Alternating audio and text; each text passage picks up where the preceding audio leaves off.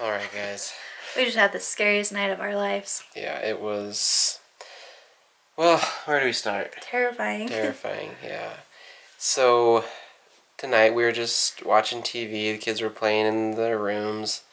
And McKinlee And Canyon came out. They came walking out quietly. No one was making a noise. And Kinley specifically was like bored straight spine, kind of walking like a robot, bright purple, going like this.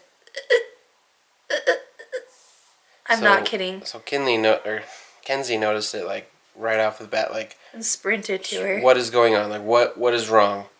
And she couldn't say anything. She was just... I got to her and I could tell that she couldn't breathe. Her face was purple, so she was struggling to breathe. She was acting like she couldn't move. Yeah. She wasn't even crying. And so Coda and Carson came walking out behind them.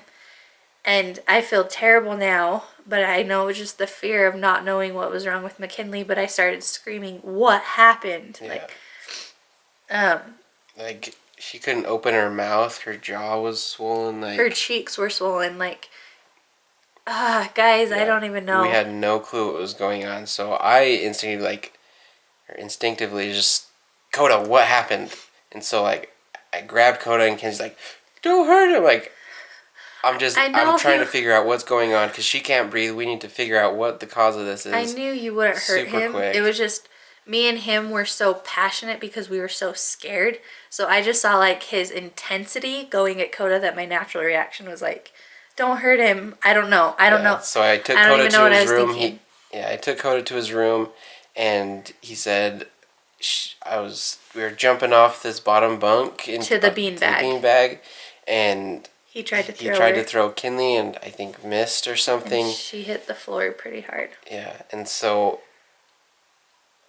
we were just kind of freaking out. Panic. It was pure panic mode. Our child wasn't breathing very well. Her color wasn't good, and it looked like her jaw was broken. Yeah. Like I can't even explain to you how swollen her jaw was, and she couldn't move her mouth to even cry. And she couldn't breathe, and she was making the most awful grunting noise trying to get air into her lungs. Yeah, I've never seen you. I don't think I've ever freaked out that way. More upset and freaked out, just pure fear in her face, and she couldn't function. I couldn't barely function. She kept saying, "Help me, help me," and I don't even know why. And well, like, I was like, "Okay, well." Like, let's go to the hospital, like, and so, like, let's get in the car, and she's like, well, call my mom, and so, like, I was trying to grab my phone, I couldn't even call her mom, I yelled at him. I was so just frantic. I yelled at him, call my mom, at least 5 times, and he was literally just standing, like, looking at his phone. He couldn't even, like, remember how to use his phone. We were both so scared. Yeah, like, I was trying to find her mom's phone number in my phone, so I was, like, trying to find the last time she texted me, because, like, I was searching for Jeanette, and I couldn't find it, and it was Nana under my phone. I eventually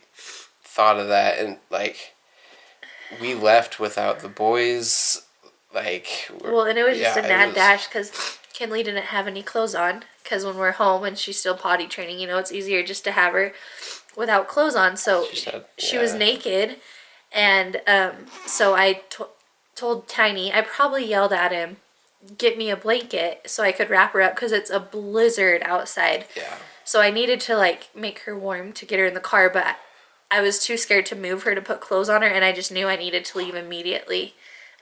Cody hurried and put Cohen in the car seat, and he was frantically running around, and so Coda got the blankets and like covered Cohen with blankets, and Coda was terrified. He was so scared that he really hurt Kinley.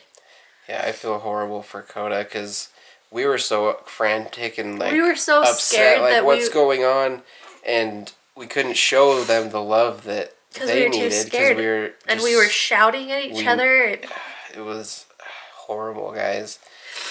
But I realized right as we were about to walk into the garage, Cody and I could tell how crazy the last couple minutes had been, and I could see the fear on our 3 boys' face. Hey. We just got home. We just got home, and we just wanted to document this so we can remember everything and just know exactly how the story went, because I mean, we're documenting our lives, and we were so frantic we couldn't grab the camera. That was the last thing on our minds. That was the very last thing on our mind. But like I said, right as we were going out to the garage, I could see the fear on the boys' faces and realized how scary the last couple of minutes must have been for them, because they were terrifying for me. So I kind of like mentally told myself, pull it together for them. So I said, boys, look at me. Look at your mom. And they all looked at me, and I said, I love you so much. Kinley's going to be okay. Sit on the couch for 2 minutes. Nana will be right here. And they were so scared. They were all three just crying. And then I got Kenzie in the car, Cohen, Kinley, and I was running back to get her shoes because she didn't even have shoes. So I ran in the house. I slipped straight to my back. You didn't even know that, yeah.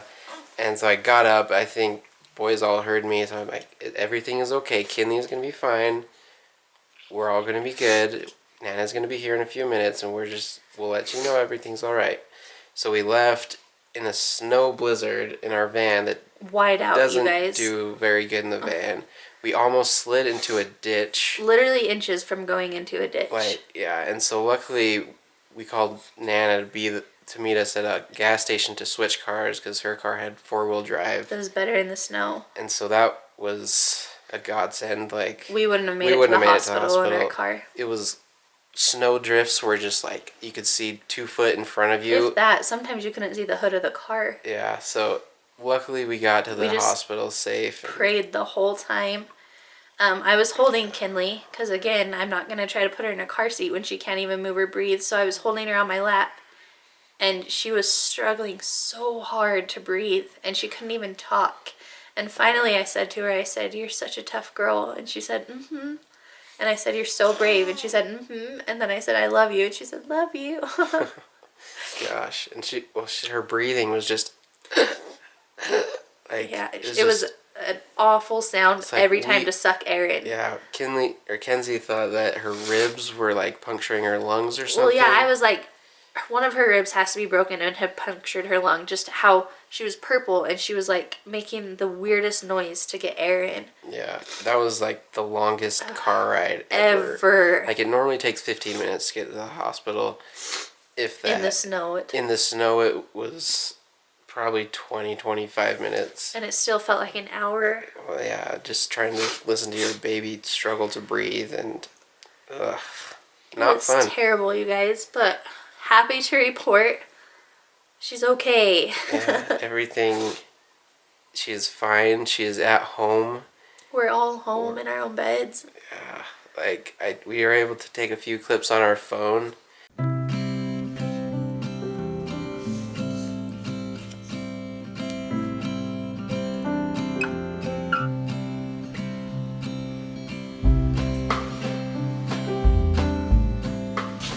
Okay. You're so strong, huh? You're so good. Do you love your daddy, sis? It's so scary. Worst night ever. My daddy. Your daddy? My daddy. Sissy, are you so tough? Mommy. Hey, can you say I love you to Dad? I love you too. Do you have a nice doctor? Did he give you a hug?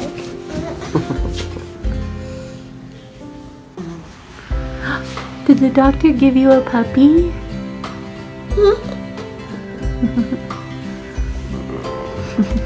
I love him. But Kinley's in good spirits. It was a miracle that, I don't know.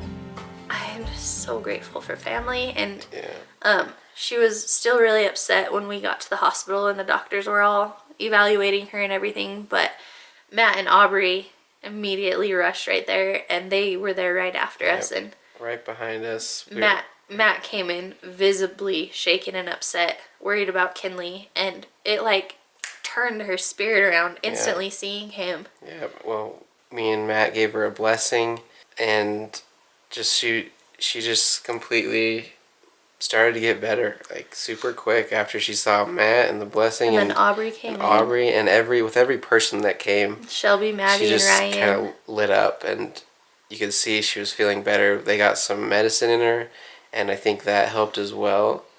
But the worst part was when we had to go get x-rays. Her chest x-ray and neck x-ray. I went with Kinley. She stayed. I'm glad I didn't go. It was just not fun. They had to like hold her down to a hard table, and she was not so enjoying it. In pain. We had to stick her in some little tube that helps her like not move, and it was traumatic for her. It was traumatic. It was not fun for anyone. We're just trying to comfort her. It's all right. We're gonna be okay. And she just. It's hard to be calm when you can't move a muscle and people are holding you down. So especially when you're 1 and you don't understand what's happening. And goodness.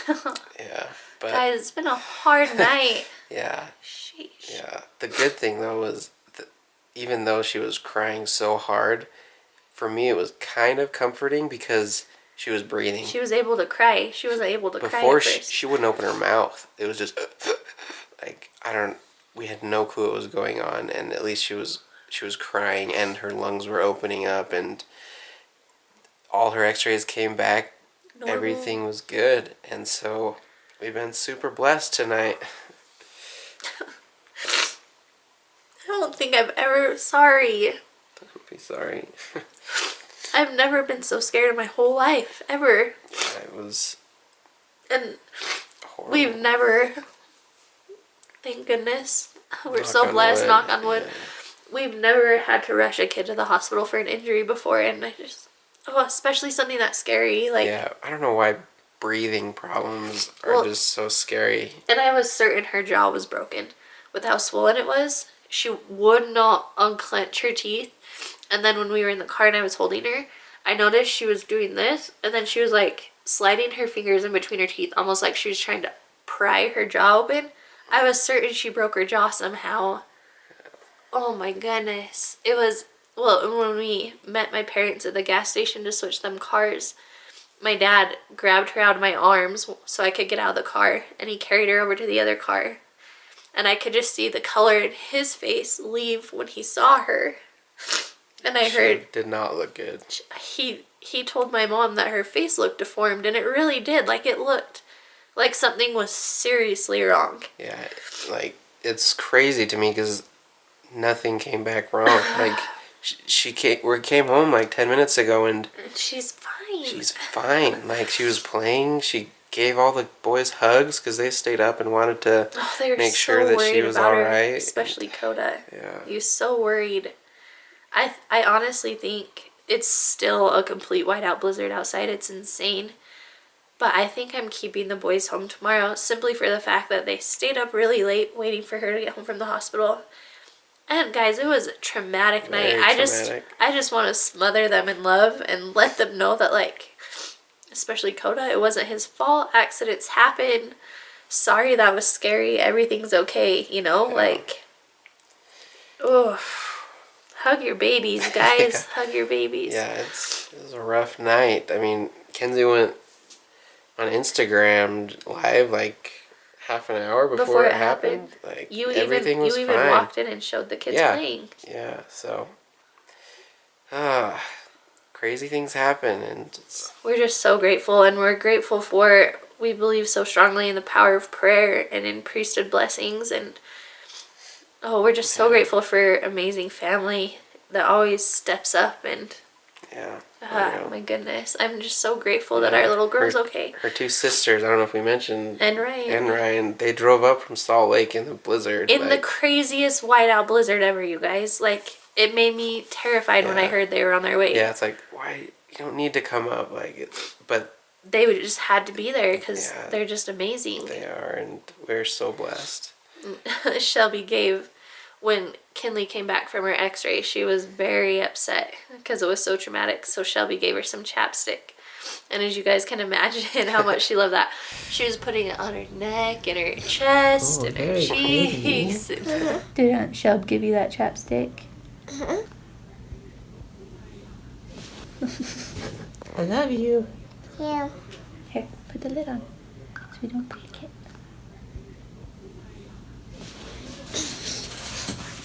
You ready to go, huh?